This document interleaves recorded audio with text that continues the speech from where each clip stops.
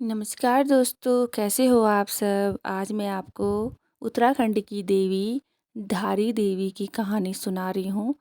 तो चलिए शुरू करते हैं। माता धारी देवी का मंदिर उत्तराखंड के पौड़ी जिले के श्रीनगर गढ़वाल में स्थित एक भव्य मंदिर है। यह मंदिर काली माता को समर्पित है।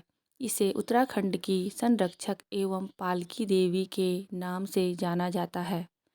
इस मंदिर में देवी की मूर्ति का सिर्फ ऊपरी भाग सिर स्थित है एवं निचला भाग काली मठ में स्थित मां मेठाणा नाम से प्रसिद्ध है।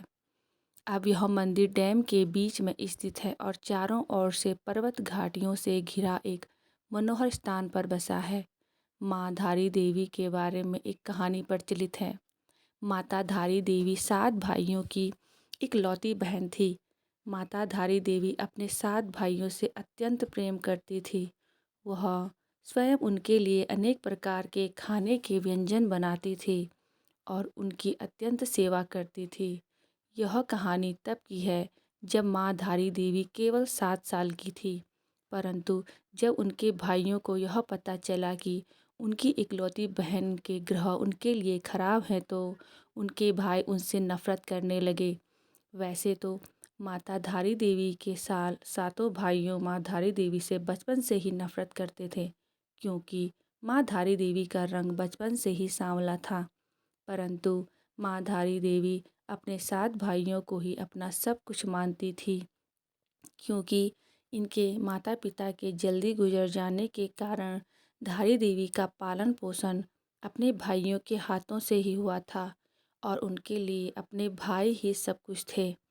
धीरे धीरे समय बीतता गया और धारी माँ के भाइयों की माँ के प्रति नफरत बढ़ती गई। परंतु एक समय ऐसा आया कि माँ के 5 भाइयों की मौत हो गई और केवल 2 भाई शादीशुदा ही बचे। और इन 2 भाई की परेशानी और बढ़ती गई, क्योंकि इन 2 भाइयों को ऐसा लगा कि कहीं हमारे 5 भाइयों की मौत हमारे इस लौती बहन के प्रति खराब ग्रहों के कारण तो नहीं हुई, क्योंकि उन्हें बचपन से ही यह पता चला था कि हमारी बहन के ग्रह हमारे लिए खराब हैं।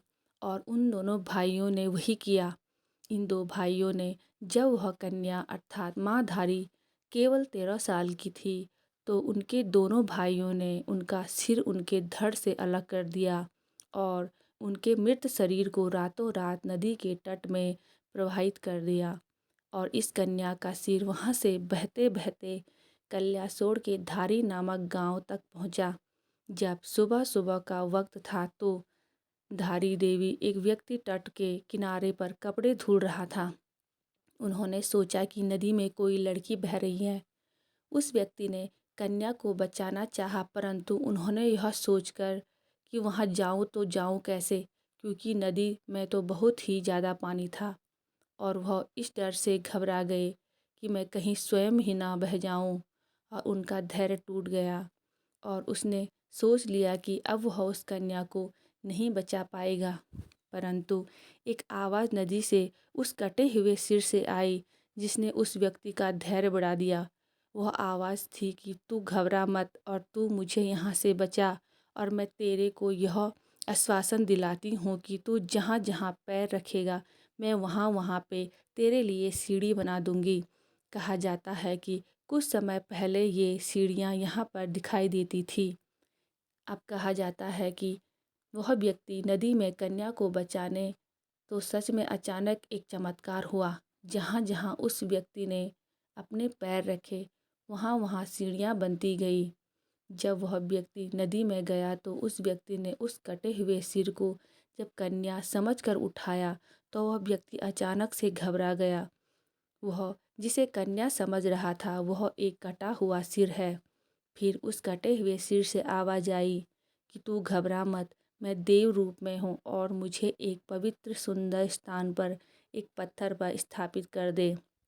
और उस व्यक्ति ने वही किया जो उस कटे हुए सिर ने उस व्यक्ति को बोला, क्योंकि उस व्यक्ति के लिए भी वह किसी चमत्कार से कम नहीं था कि एक कटा हुआ सिर आवाज़ दे, उस व्यक्ति के लिए सीढ़ी बनाए एवं उसे रक्षा का आश्वासन दे।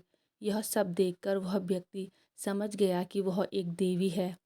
उस व्यक्ति ने उस कटे हुए सिर को एक पत्थर पर स्थापित किया तो उस कटे हुए सिर ने अपने बारे में सब कुछ बताया कि मैं एक कन्या थी जो कि 7 भाइयों की इकलौती बहन थी और मुझे मेरे 2 भाइयों के द्वारा मार दिया गया।